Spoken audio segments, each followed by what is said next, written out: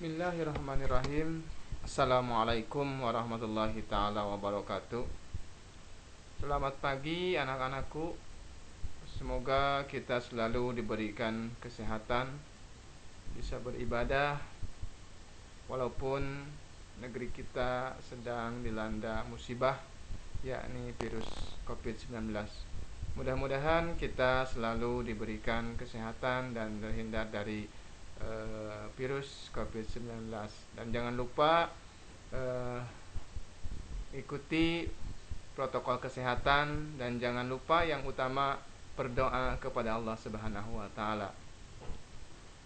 Dalam pertemuan kali ini kita akan membahas tentang iman kepada kitab-kitab Allah, yang mana mungkin mudah-mudahan kalian dalam pertemuan 3 kali pertemuan, yang kemarin keempatnya dengan memberikan tugas video demonstrasi, mudah-mudahan kalian bisa mengaplikasikan segala pemahaman-pemahaman yang dibahas dalam pembahasan minggu kemarin.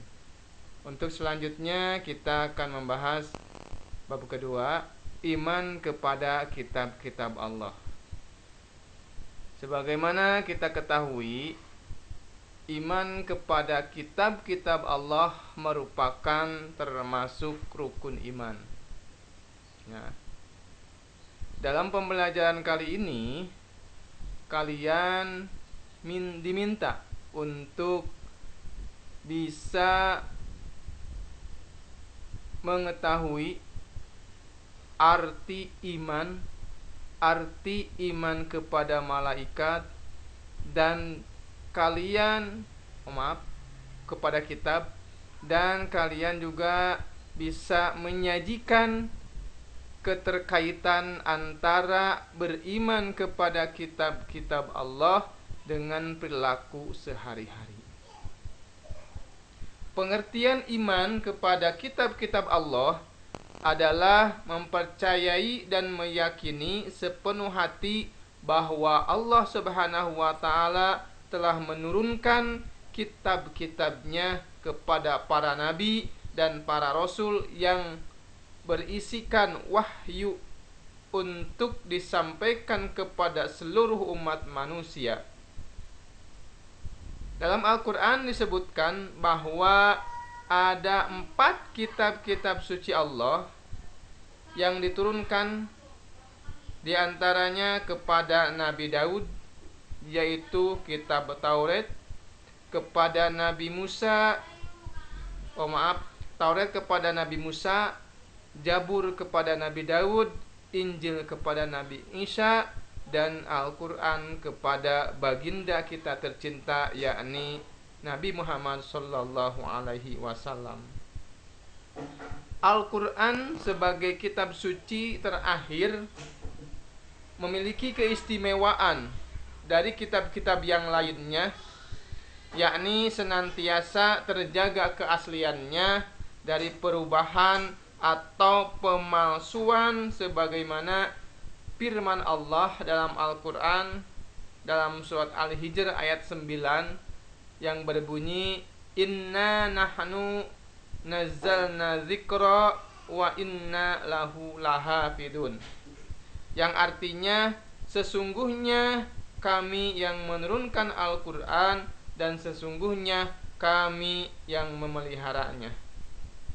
Ini adalah merupakan dalil yang memperkuat bahwa Al-Quran dari pertama diturunkan kepada baginda kita sampai kepada kita semua, bahwa Al-Quran tidak ada perubahan. Berbeda dengan kitab-kitab yang lainnya, diantaranya Injil yang kita ketahui yang dipakai oleh agama Kristen.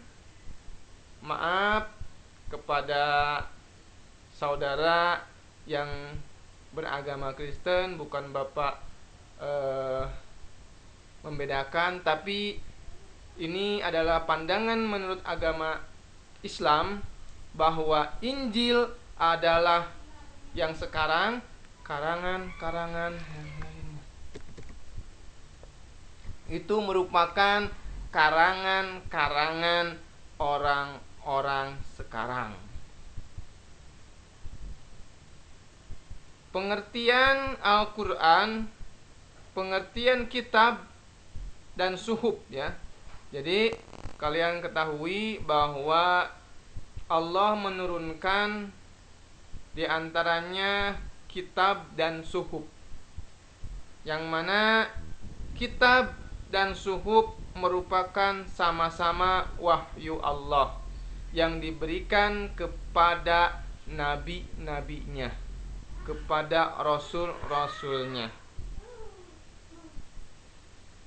Perbedaan antara Al-Quran atau kitab ya, bukan Al-Quran saja, kitab-kitab, di antaranya ada Injil, Zabur dan Taurat, itu merupakan kitab, terutama Al-Quran yang kita pegang sekarang. Perbedaan antara suhuf dan kitab-kitab adalah kalau Al-Quran, kalau kitab merupakan lembaran yang sudah dibukukan. Berbeda dengan suhuf, suhuf itu berupa lembaran-lembaran ya. Perbedaan itu adalah perbedaannya. Persamaan tadi diantaranya merupakan wahyu Allah. Isi kitab lebih lengkap daripada isi suhuf.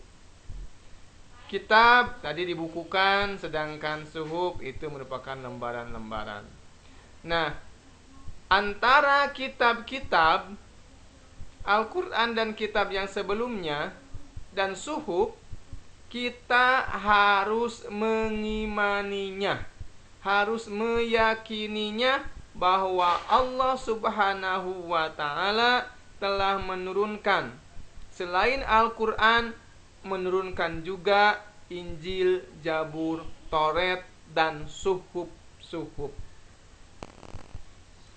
Perintah kita untuk meyakini di antara kitab-kitab dan suhuf terdapat dalam surah An-Nisa ayat 136 yang berbunyi, Ya ayyuhallazina amanu aminu billahi wa rasulihi wal kitabil ladzi nazzala ala rasulihi wal kitabi alladzi anzala min qablu wa man yakfur billah wa malaikatihi wa kutubihi wa rusulihi wal yaumil akhiri faqad dhalla dhalalan ba'ida. Yang artinya wallahu a'lam bishawab, wahai orang-orang yang beriman, tetaplah beriman kepada Allah dan Rasul-Nya, dan kepada kitab-kitab yang Allah turunkan kepada Rasul-Nya, serta kitab yang Allah turunkan sebelumnya. Barang siapa yang kafir kepada Allah, malaikat-malaikatnya, kitab-kitabnya, rasul-rasulnya, dan hari kemudian, maka sesungguhnya orang itu telah sesat sejauh-jauhnya. Nah, ini ya untuk kalian, bahwa selain kepada malaikat, rasul, kitab-kitab sebelumnya juga kalian harus meyakini bahwa Allah itu telah menurunkan selain Al-Quran.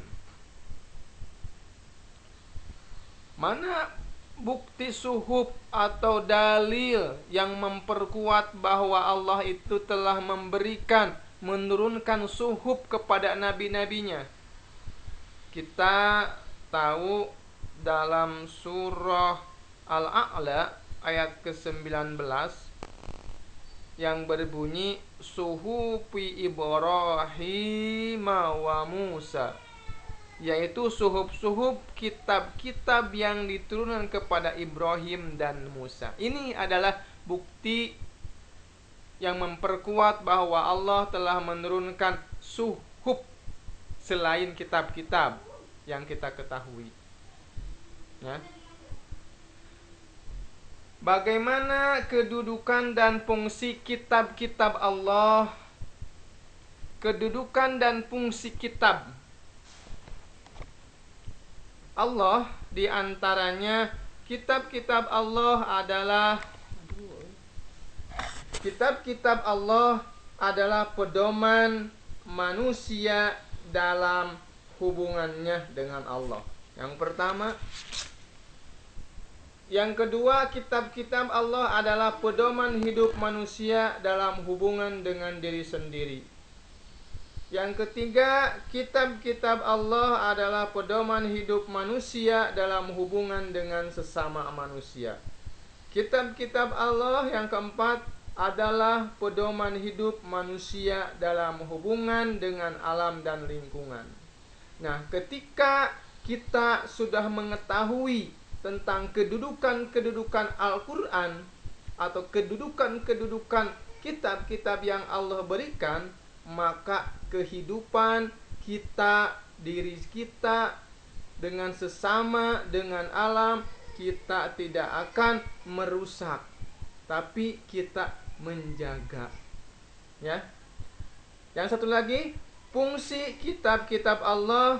Yang pertama, pedoman dalam kehidupan pribadi. Yang kedua, pedoman dalam kehidupan bermasyarakat. Yang ketiga, pedoman dalam kehidupan berbangsa dan bernegara. Nah, itu mungkin ya untuk pertemuan kali ini. Bapak untuk pembahasan melalui video ini dicukupkan sekian. Untuk lebih mengetahui pengetahuan kalian, silahkan baca dari segala sumber tentang iman kepada kitab-kitab Allah.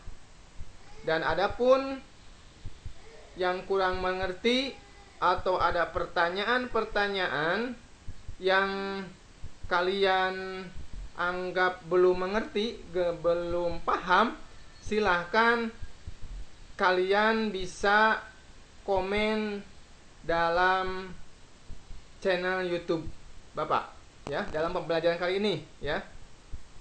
Mudah-mudahan dalam pertemuan kali ini bermanfaat. Mohon maaf apabila ada kata-kata yang kurang berkenan di hati kalian. Mudah-mudahan kalian memaafkan, dan itu merupakan kesalahan Bapak mungkin ya.